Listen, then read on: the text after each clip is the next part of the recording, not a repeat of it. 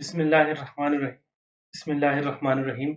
आज हम कंट्रास्ट के बारे में पढ़ेंगे कि इसका क्या पर्पस होता है। सीटी स्कैन कंट्रास्ट, तो कंट्रास्ट स्टडी का क्या मकसद होता है, इसमें कितने फेज किए जाते हैं, हर फेज में जो है डिफरेंट किस्म की डिजीज नज़र आती है, इनकी क्या टाइम पे आपने कितने टाइम पे कंट्रास्ट करना है, किस टाइम पे स्कैन लेना है, इस हवाले से हम पढ़ेंगे।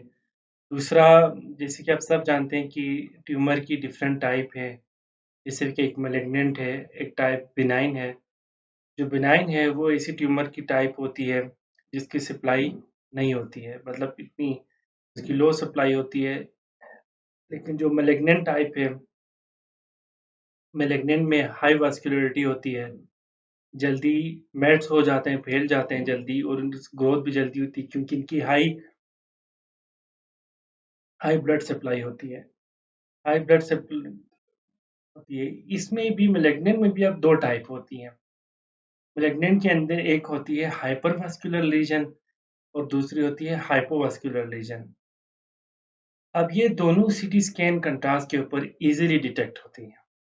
आज की जो मैं स्लाइड पढ़ाऊंगा इंशाल्लाह इससे आपको इजीली समझ लग जाएगी। आप स्लाइड पे तवज्जो रखिएगा। अगर आप मेरी बात नहीं भी सुनते हैं तो स्लाइड इतनी अच्छी बनी हुई कि स्लाइड से आप समझ जाएंगे कि हाइपोवास्कुलर और हाइपरवास्कुलर लीजन कैसे नजर आता है सीटी स्कैन के कंट्रास्ट के ऊपर, कंट्रास्ट का क्या रोल है उस हवाले से। चलिए स्टार्ट करते हैं। सबसे पहले जो मेन मकसद है, हमें समझ हो कि कंट्रास्ट करते क्यों हैं, आखिर इसका मकसद क्या है। तो कंट्रास्ट का जो मकसद होता है, पर्पस होता है differentiating the contrast between lesion and a normal surrounding structure. Normal के इर्द गिर्द के स्ट्रक्चर से ट्यूमर को अलग करके दिखाने हम क्या कहते हैं जी, कंट्रास्ट का कंट्रास्ट स्टडी कहते हैं। फॉर एग्जांपल आपने ब्रेन में कंट्रास्ट दिया, बाकी पेरेन्काइमा तो इन्हांस नहीं करता।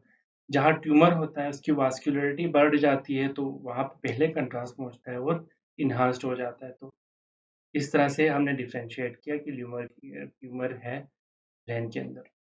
ओके, तो कंट्रास्ट का मकसद है डिफरेंशिएट करना नॉर्मल सराउंडिंग स्ट्रक्चर से। सर इसमें अब डिफरेंट किस्म के फेजेस हैं। सबसे पहले हम पढ़ते हैं non enhanced CT scan. Non enhanced CT scan के अंदर जैसे कि आप केयूबी वगैरह करते हैं, प्लेन स्कैन जिसे हम कहते हैं, इसके अंदर स्टोन इन किडनी के अंदर कोई स्टोन हो, यूरेटर की देखिए किडनी के अंदर कोई स्टोन हो, यूरेटर के अंदर कहीं पे स्टोन हो, ठीक है, या फिर गाल ब्लैडर में कहीं पे स्टोन हो, ठीक है, गाल ब्लैडर के एरिया में कहीं पे स्टोन हो तो क्लियरली नजर आता है। और फेट फेट भी नजर आती है। अगर लीवर में कहीं ट्यूमर है और ट्यूमर में कहीं फेट है तो वो फेट ब्राइट नजर आएगी ट्यूमर में। कंट्रास्ट देने के कंट्रास्ट देने से पहले प्लेन स्कैन में ब्राइट नजर आएगी। इतना फेट अगर चीज हमने खुद लाइव स्कैन करते हुए मैंने देखा है, जैसे कि अपेंडिसाइटिस में मैंने देखा है कि फेट नजर आती है। प्लेन स्कैन पे फेट नजर आती है। इसी तरह डाइवर्टिकुलाइटिस में मैंने देखा है फेट नजर आती है, फेट के कुछ स्ट्रेन नजर आते हैं। ठीक है, तो प्लेन स्कैन करने का मकसद है जिसकी हाई एच यू वैल्यू होगी, ऑक्स यूनिट होगा जिसका हाई एच यू वैल्यू होगी, वो चीज़ें ब्राइट नजर आएंगी। रेडियो ओपेक सब्सटेंस ब्राइट नजर आएंगी जैसे कि स्टोन। ये चीज़ें सिटी इन्हांस स्टडी में, नॉन इन्हांस स्टडी स्कैन में, प्लेन स्कैन में ब्राइट नजर आती है। ओके, उसके बाद हम करते हैं okay early arterial phase. Early early arterial phase होता है 15 से 20 सेकेंड में, इमीडिएट आफ्टर बोलस ट्रैकिंग। ठीक है, इमीडिएट आफ्टर बोलस ट्रैकिंग ये स्कैन होता है।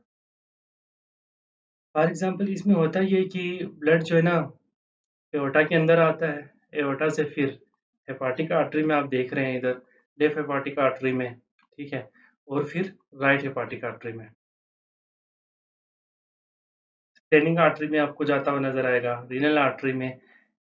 अर्ली आर्टीरियल फेज में 15 से 20 सेकंड में लिया जाता है। ठीक है, 15 से 20 सेकंड में लिया जाता है।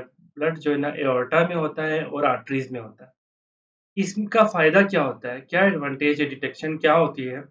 तो एओर्टा के अंदर कोई डायसेक्शन तो नहीं है इसे देखने के लिए, ठीक है, आर्टीरियल ब्लीडिंग तो नहीं है इसको देखने के लिए।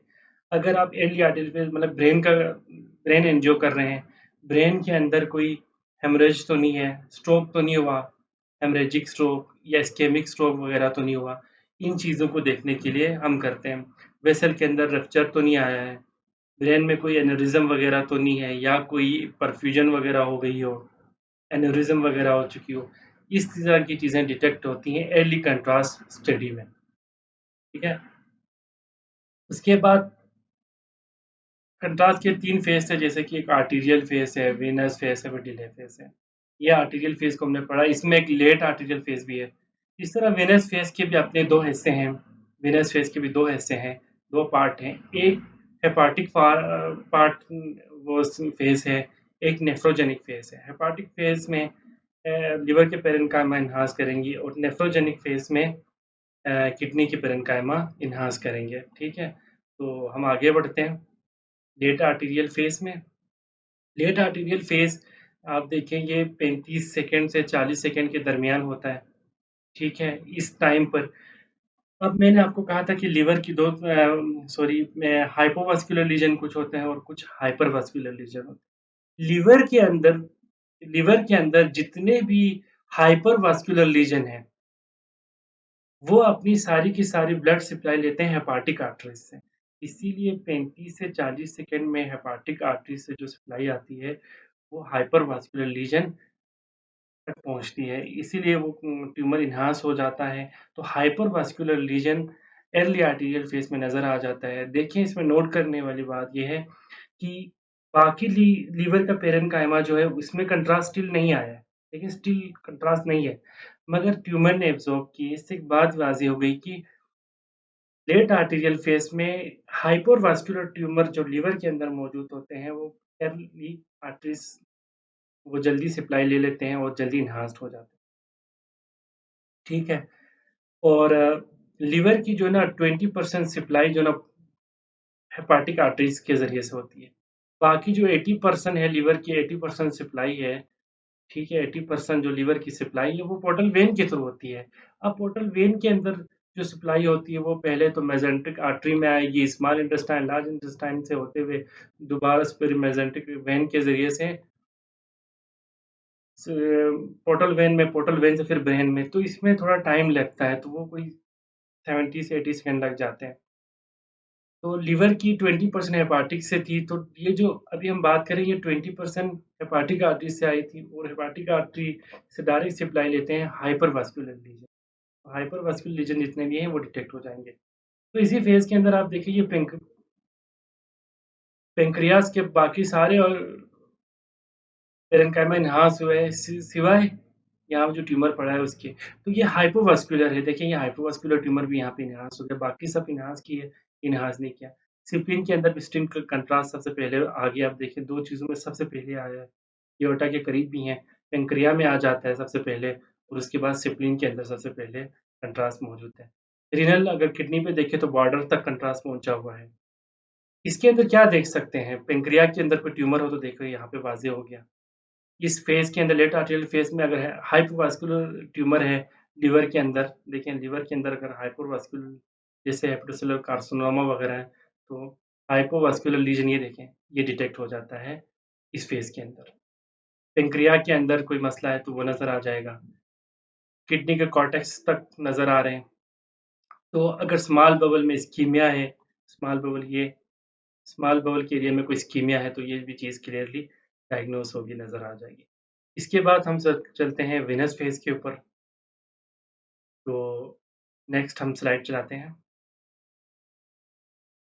अच्छा, ये है वेनस फेज। मैंने वेनस फेज में आपको कहा था कि वेनस फेज के अंदर भी 2 फेज होते हैं, एक हेपाटिक फेज है, दूसरा नेफ्रोजेनिक फेज है। हेपाटिक फेज वो होता है जिसमें हेपाटिक पेरेन्काइमा या लिवर के पेरेन्काइमा इन्हांस्ड करते हैं। ठीक है, और किडनी स्टिल इन्हांस नहीं किया। आप देखें इधर किडनी अभी तक स्टिल इन्हांस नहीं हुई है, क्योंकि किडनी का काम ब्लड फिल्ट्रेशन है, किडनी तक ब्लड लेट पहुंचता है। खैर, अब यहाँ पर आते हैं हम सबसे पहले लिवर अब इन्हांस हुआ है, यानी कि ब्लड जो है ना स्मॉल इंटेस्टाइन से एब्जॉर्ब होता, सुपीरियर मेसेंट्रिक वेन से, फिर पोर्टल वेन से लिवर में पहुंचा। तो लीवर की जो 80% सप्लाई है वो कहाँ से आती थी? Portal vein. ओके। अब ये देखिए हेपाटिक फेज में हमने जैसे पढ़ा था कि लीवर की जो है ना 80% सप्लाई जो है पोर्टल वेन के थ्रू से आती है, पोर्टल वेन के थ्रू आती है, ठीक है। 80% जो लीवर की सप्लाई है वो पोर्टल वेन के थ्रू आती है। तो अभी 70 टू 80 सेकेंड बाद पोर्टल वेन के थ्रू लीवर के अंदर कंट्रास्ट पहुंच चुका है, ठीक है। अब लीवर के पूरा का पूरा जो पेरेन्काइमा है वो कंप्लीटली इन्हांस करेगा। हमने देखा था कि दो तरह के ट्यूमर मैंने बताए थे, एक तो हाइपरवास्कुलर, एक हाइपोवास्कुलर। हाइपरवास्कुलर ट्यूमर जितने भी लीवर के अंदर है वो सब सप्लाई लेते हैं आर्टीरियल फेस में, इसीलिए वो उनकी सारी की सारी सप्लाई आती है हेपाटिक आर्टरी, जो 20% सप्लाई होती है वहां से लेते हैं, इसलिए अर्ली आर्टीरियल फेज में, लेट आर्टीरियल फेज में वो इन्हांस कर जाते हैं। बाकी जो कुछ ट्यूमर है होते हैं वो हाइपोवास्कुलर होते हैं, वो अब नजर आएंगे हेपाटिक फेज के अंदर, जिसके अंदर पूरा पेरेन्काइमा भी इन्हांस कर जाएगा। अब देखें यहाँ पे पूरा पेरेन्काइमा इन्हांस है, लेकिन यहाँ पे एक ट्यूमर पड़ा हुआ है जो स्टिल इन्हांस्ड नहीं हुआ है। ये हाइपोवास्कुलर ट्यूमर है जो कि इन्हांस्ड नहीं हुआ है, जैसे कि हाइपोवास्कुलर लीजन इसमें डिटेक्ट होता है, यहाँ पे लिखा भी हुआ है, ठीक है। लिवर पेरेन्काइमा क्या हो गया? इन्हांस्ड हो जाता है। डिटेक्शन क्या है? हाइपोवास्कुलर लीजन डिटेक्ट होती है, जैसे कि सिस्ट। अगर यहाँ पे पड़ी होती कोई सिस्ट, देखिए सिस्ट तो हाइपोइकोइक है ना, सिस्ट ये यहाँ पर क्लियरली नजर आ जाती, बाकी पूरा पेरेन्काइमा कंट्रास्ट लेता, सिस्ट में कंट्रास्ट नहीं आता सिस्ट। उसके बाद है एब्सिस। देखिए यहाँ पे कहीं पे भी एब्सिस होता तो एब्सिस में भी हाइपोइकोइक है, इसमें भी ब्राइट नहीं होना था। लिवर का पूरा पेरेन्काइमा तो हो गया, लेकिन हाइपोवास्कुलर लीजन जितने भी हैं वो क्लियरली इस पे कंट्रास्ट नहीं लेती और वाजे हो जाता, डिफ्रेंशिएट हो जाता। सेम लाइक इसी तरह मेटास्टेसिस भी इस फेज में हो तो वो क्लियरली डायग्नोस होता है, पता चल जाता है मेटास्टेसिस मेट्स हो जाए तो कोई, ठीक है। आप देखें, आपने अल्ट्रासाउंड करते हुए भी देखा होगा, आपने वो अल्ट्रासाउंड में देखा होगा कि अभी भी आप देखें कंट्रास्ट जो है ना लिवर के अंदर तो मौजूद है, स्प्लीन के अंदर भी मौजूद है, लिवर के अंदर भी मौजूद है, देखें। इसीलिए अल्ट्रासाउंड करते हुए फैटी लिवर हो तो स्प्लीन और लीवर को कंपेयर किया जाता है, को रिलेट किया जाता है, ठीक है। तो देखें इनकी पेरेन्काइमल जो एनाटॉमी है वो लगभग सेम होती है, ये पोर्टल वेन। अभी हम नेक्स्ट फेज जो करेंगे ये वो नेफ्रोजेनिक फेज होगा, मैं आपको वो समझाता हूँ। अभी हम नेक्स्ट फेज पे जाते हैं। ओके, नेक्स्ट फेज जो है वो है नेफ्रोजेनिक फेज। ये ये होता वेनस फेज है, उसका एक हिस्सा है, यानी 100 से 80 से 100 सेकेंड आफ्टर बोलस टेकिंग में इन्हांसमेंट क्या होती है? इन्हांसमेंट इसमें होती है रीनल पेरेन्काइमा इन्हांस होते हैं, इंक्लूडिंग मेडुला। पहले नहीं हो रहा था, देखिए मेडुला भी इन्हांस होता है। खैर, इसमें देखना है कि लिवर स्टिल इन्हांस्ड है, kidney still enhanced, liver enhanced है, स्प्लीन इन्हांस्ड है। अब जो किडनी के पेरेन्काइमा है ये भी मुकम्मल तौर पर इन्हांस्ड हुए हैं, लेकिन फिर हाइपोवास्कुलर लीजन जो किडनी के अंदर मौजूद है वो इन्हांस्ड नहीं होगा। तो डिटेक्शन क्या होती है, इसका फायदा क्या होता है? इसमें रीनल सेल कार्सिनोमा, जो कि आपके एरो में भी इधर दिखाया है, रीनल सेल कार्सिनोमा क्या हो रहा है? डिटेक्ट हो गया, इन्हांस नहीं हुआ, बाकी सारा पेरेन्काइमा हो गया। यानी नेफ्रोजेनिक फेज का ये एडवांटेज है कि रीनल सेल कार्सिनोमा को हम इजीली डायग्नोज कर सकते हैं, डिटेक्ट कर सकते हैं। इसके बाद जो लास्ट फेज है वो है डिले फेज। डिले फेज अमूमन 6 मिनट 10 6 मिनट का 10 मिनट में 8 मिनट में आप ले सकते हैं, ठीक है। तो इसका क्या एडवांटेज है? बहुत से लोग कहते हैं कि यार लीवर पे डिले फेज का क्या रोल, मतलब किडनी तक ले लिया जाए, डिले फेज को तो काफ़ी होता है। नहीं, ऐसा नहीं है, डिले फेज का बहुत सा रोल है। मैं भी आपको समझाता हूँ कि डिले फेज का लीवर पे क्या रोल होता है।